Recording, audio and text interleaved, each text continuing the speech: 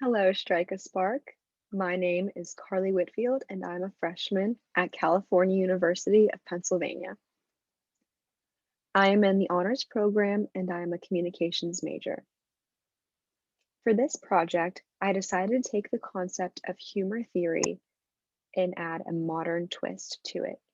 So I present to you 60-second humor, the division and unification of TikTok users. Without further ado, let's get started. I'm going to begin by giving you a little bit of background knowledge on TikTok itself. TikTok is a social media platform where people can express themselves in a 60-second or less video. The app launched in 2016 and gained major popularity the past few years, especially from Generation Z. Although there are many different types of videos people can create on the app, humorous videos are extremely common. The claim I am making about TikTok is that although TikTok is meant to be a lighthearted platform for self-expression, the humor within the app has the ability to unite or divide social groups. My argument for this claim revolves around John Mayer's 4 functions of humor. These functions include identification, clarification, enforcement, and differentiation. For the unifying aspect of TikTok, we will discuss Mayer's functions of identification and clarification. Identification is basically when the speaker identifies with the audience. The audience can connect to the speaker. This builds credibility for the speaker and also releases tension between the speaker and the audience. Clarification is when the speaker uses a memorable phrase, short anecdote, or even a play on words that is very memorable to the audience. This clarifies social norms, and this also releases tension. People employ these functions in their videos, which creates humor that unifies the viewers. Because we are all able to relate to the creator of the video, we can laugh together with no hard feelings. A TikTok example of identification would be a video of someone telling an embarrassing story of something that happened to them.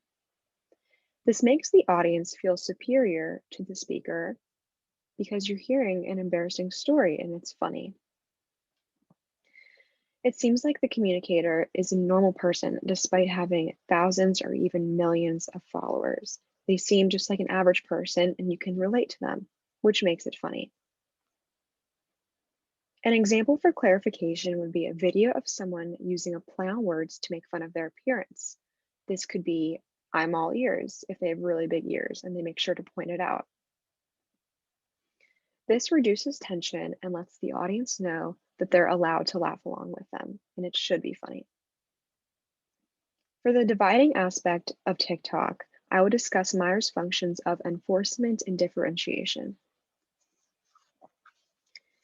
Enforcement is when one criticizes something but still maintains identification with the audience. With enforcement, the audience usually either slightly disagrees or just is very ignorant on the subject matter. Humor occurs because someone deviates from the social norms and they need to be corrected. A common example of this is children. Children say and do certain things, ask certain questions that are funny to adults because we know better and we know that they are just young and haven't learned.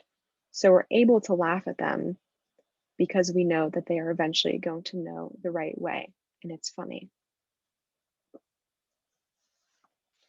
Differentiation is when the speaker is completely against something or someone. They contrast themselves from other groups, make fun of others, or are just in total disagreement with another group. When people use these functions in their videos, typically it unifies within the group but divides separate groups. Some people would laugh while others would be offended, thus dividing people overall. An example of enforcement in TikTok would be a video of someone talking badly about the opposing political party, but not using the correct facts. Instead of their party laughing with them because they're talking about the other party negatively, it's actually the opposite, where the opposing party is laughing at them because they are not telling the facts correctly. And it's almost embarrassing for the person speaking. This is funny because we know that in a little bit, all the comments will flow in and she'll know that she was wrong and it won't be a big deal. She'll correct herself and it all will be well. An example of differentiation would be a video of a Gen Z person blatantly making fun of a millennial.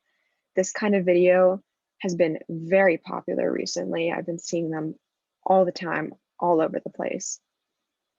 You see, Gen Z would laugh, but millennials would not. So it would unite Gen Z and unite millennials against Gen Z. So in turn, they are oppositions and they're dividing.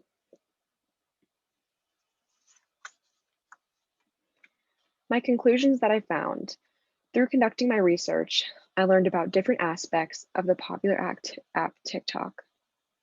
Like many people, I don't personally think much before I open up the app. I usually just open it up and stay on there for hours at a time sometimes because it's highly addictive. However, I now know how the humor itself is employed and why I myself and other people find videos either funny or not funny. I found it very interesting in my research just how perfectly Meyer's 4 functions of humor applied to the unifying and divisive qualities of TikTok, because it's a very modern thing. It's a modern application, and the idea is not so modern. The app can be very unifying and fun, but it can also feel very divisive and toxic. It is important to understand the negative parts of TikTok that people do not tend to discuss.